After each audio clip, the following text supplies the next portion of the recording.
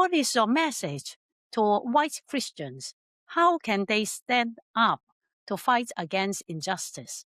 As someone raised in the white Christian church, I'm well aware that many white Christians are ambivalent about engaging in political struggle. What we have is a struggle going on between two irreconcilable social visions and spiritualities. And within the Christian community, it's a conflict between MAGA Christians who are turning against democracy in favor of autocracy because they believe that they need a strong authoritarian man to restore the social order as it should be, on the one hand. And on the other hand, I think there are social justice Christians who understand that what is called for is our joining with many others, both inside the church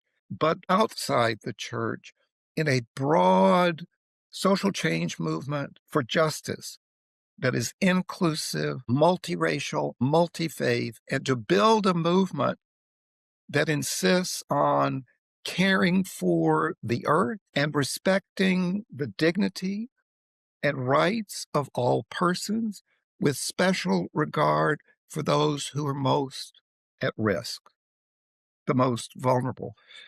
So what encourages me these days is what's happening at the grassroots level everywhere in the United States. I think it is so brilliant of the No Kings movement not to have organized mass protests in Washington, D.C., but rather democratize that No Kings movement so it's scattered in every community of every size, in red states, in blue states, in purple states. And what you find, I think, is what we found in Maine in January and February, when there was an influx of ICE agents arresting and detaining our immigrant neighbors. What you find is people standing up and saying, you cannot do that to our neighbors, to our family members, to our friends, to our co-workers, to our congregants. We belong together. And it's the politics of solidarity. What you do to the other, you also do to me. And I will not allow this abuse to take place any longer to those who are being targeted increasingly by a fascist police state. One of the things I would just say is it's not unusual, but in my home congregation, people were signing up to do various tasks, delivering groceries to immigrants who were too scared to leave their homes for fear that they would be picked up by ICE, or taking children and ushering them, walking with them to and from school, or driving people to their medical appointments, or doing all sorts of small, caring gestures of folks who were being put at risk. And the thing that I observed that was so inspiring and hope-filled, at my home congregation, they ran out of tasks to give people because so many people were volunteering to do something. People want to make a difference, and that spirit is contagious. Marvin, can you share a little bit about your life story leading you to become an ethicist and also an activist? I grew up in the South during Jim and Jane Crow segregation. So for me, coming of age in terms of my faith and spirituality was at the same time a process of coming of age politically, culturally, and awakening to the evils of white supremacy and the ways in which my good Christian family, my good Christian faith community, my good community were involved in deep injustice. I have a deep conviction that my family and community needed a social ethicist. And I say that in part because my ancestors include white enslavers, include people who engaged in indigenous genocide in the 19th century, and people who were involved in owning coal mines in Kentucky and fiercely resisting unionization of mine workers. So in many ways, my good Christian family were implicated in a lot of morally problematic and quite unjust practices. And coming of age, I began to become more aware of how good people participate in systems that can do great harm. And so my interest in social ethics comes out of my own biography of trying to come to terms with not only the good, but the not good that my family was involved with. And then what does that mean in terms of my own calling? Because I've come to think of myself as a theological educator for justice. So I want to be very explicit that the kind of education and community engagement that I want to be involved with is aimed at doing justice, which I find to be at the very heart of Christian spirituality at its best. That call to live together in right relation. Yes, you have certainly done that. And in your works, you talk about love in a very different way. For example, you have this concept of erotic justice. What is this about? So I think that comes out of work that I have done over a number of years in rethinking Christian sexual ethics and the tendency in the Christian community to talk about love as a spiritual matter, but shy away from love in its physicality. And so part of what the Christian tradition has struggled with is holding together body and spirit. So part of my interest in revisiting these questions about human sexuality is to try to think about these matters in a justice framework. And so one of the ways I've thought about a Christian ethic of sexuality is an ethical framework that asks us, what do we need to do in our actions and in our connections with one another that will have the character of what is both loving and just? And so early on, I began to connect those two and talk about a justice love ethic.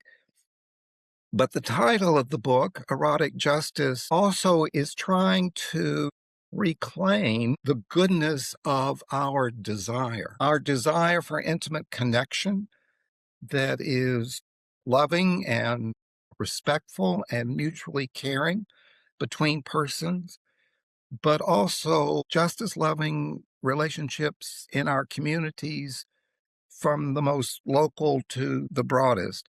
When the book was published by Westminster John Knox Press, the first time I saw the book in print, I was both shocked and delighted because the cover of Erotic Justice is vibrant pinks, purples, reds, all these warm, vibrant colors. And I said to myself, somewhere in the bowels of Westminster John Knox Press, there is a flamboyant gay man who designed that colorful cover of my book.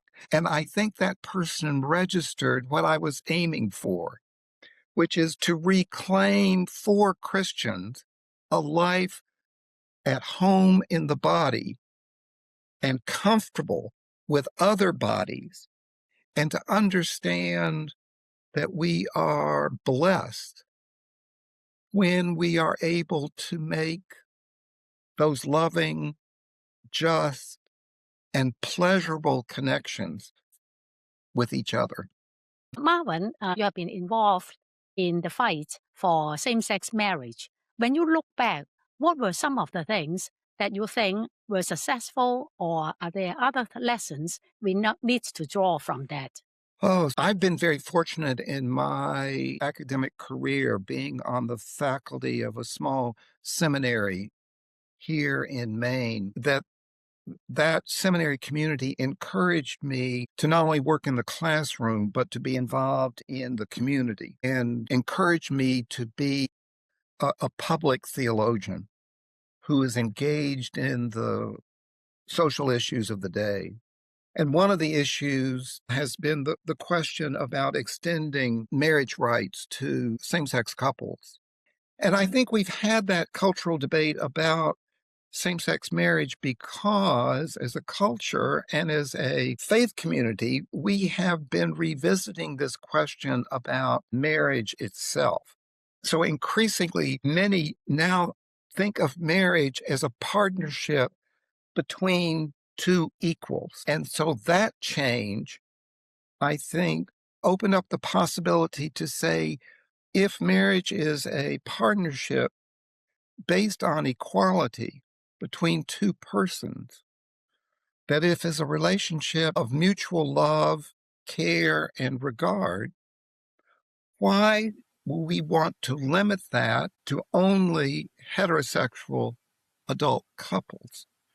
And part of that is that we've been rethinking marriage as a partnership between equals, but we've also, as a church and as a culture, been rethinking human sexuality to understand that human sexuality is a many-splendored thing and that you cannot make appropriate moral judgments on the basis of who someone is, their identity, their gender, for example. But rather, the issue is not one of identity, it's of character and conduct. All relationships should be judged by whether people are acting in ways that are loving and compassionate, respectful and just, nonviolent, and so forth. Other criteria you could add to that. And that should be a single standard across all our identity differences. So that combination of we're rethinking human sexuality and we're rethinking the institution of marriage, I think, has brought us to that moment where it was time to update our legal recognition of the diversity of relationship patterns and families that exist in our society. The interesting thing is same-sex couples were interested in marrying not to upend the institution, but to help strengthen it, to model that the healthiest marriages are marriages that are based upon genuine friendship, equality of value, of mutual respect and care, and mutual sharing of power and resources. And so I think one of the things that we're seeing, though, is that as with other changes in the culture that have come about because of broad-based social justice movements, and here the movement toward marriage equality was spearheaded by the broad LGBTQ plus community. We could not have done that without our allies in many other places. And so after a long struggle, the right to marry has now been recognized as a constitutional right. But I think there are forces in the culture who are now on the ascendancy, and here I have in mind, among others, white Christian nationalists who want to roll back the human and civil rights gains that women, people of color, LGBTQ plus persons, and others have struggled for so many decades to secure. And so I think the Trump Make America Great Again movement is a politically reactionary movement, a politics of restoration to take us back to the time when white Christian men of property were the ones in control of church and society and government and resided at the top of the pyramid without being questioned. And so the reaction to the gains made by feminists, by those in the Black freedom struggle, in the queer community, and so forth, is a struggle, I think, to perfect the promise of the American democracy, which, when it was founded, was a democracy of a certain kind, a democracy for white propertied men. But ever since, those more on the margins have struggled to make it a more perfect union, one that would recognize the rights and the dignity of all persons, citizens or not, who live in this nation. And that struggle continues. Marvin, but how can we maintain our hope in a time like ours, with the ongoing war in Iran and the Supreme Court gutted the Voter Rights Act? Can you share some of your wisdom? How can we maintain hope? It's one that I struggle with because there are days where I don't feel particularly hopeful, given what's going on in our nation. What I do believe, deep in my bones, is that at the very heart of the universe is a power working for good, and that our invitation is to align ourselves with that sacred power for good, even if the good we seek will never be quite actualized in our lifetime.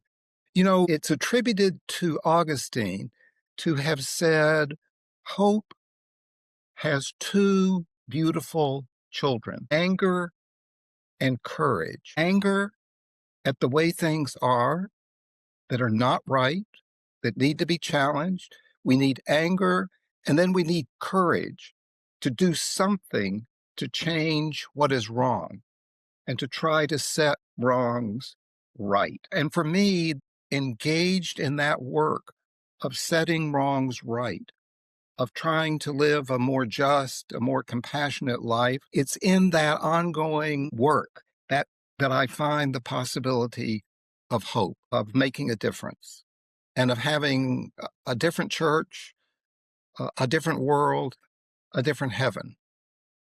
When you look at Augustine, what is your assessment? You say you do not quote him often.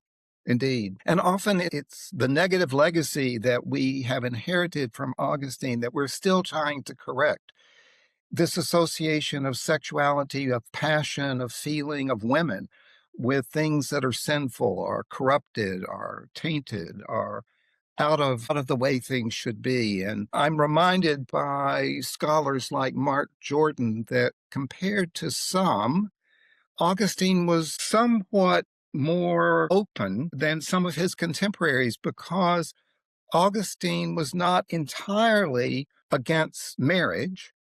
He just said, if you're going to marry, remember that you should, as soon as possible, move beyond youthful lust so that husband and wife would soon live together in a celibate marriage as Christian brother and sister. Now, this is not the highest recommendation for marriage of any sort, but even Augustine, in comparison to other theologians of his time who thought that any sexual activity was inherently wrong and sinful, even Augustine made a little space available. So I appreciate Mark Jordan and others who want to help us find something worthwhile, even in folks like Augustine, who helped to shape a very problematic legacy around spirituality and sexuality. Thank you very much for joining the podcast today and bring us this message of hope, solidarity, and continuing to struggle to fight for justice.